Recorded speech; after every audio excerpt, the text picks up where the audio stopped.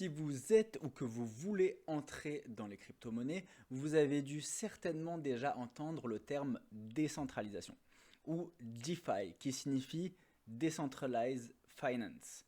Et donc, tout simplement, vous vous demandez peut-être ce que ce terme veut dire. Eh bien, c'est ce que nous allons voir tout de suite. Eh bien, la décentralisation devient un mot couramment utilisé dans la cryptosphère. Ce terme signifie en fin de compte que le pouvoir n'est pas concentré aux mains d'une seule autorité. Et appliqué dans le terme crypto, il implique en fin de compte ainsi l'absence de contrôle de la monnaie par une institution financière. En d'autres termes, cela veut dire que personne ne contrôle le flux financier qui s'effectue à l'intérieur. On va voir avec un petit exemple concret pour illustrer. Eh bien là, voici une illustration de la finance centralisée et la finance décentralisée. Dans le premier schéma illustre donc la finance centralisée et on peut s'apercevoir que tout est rattaché à un même acteur, à une même entreprise.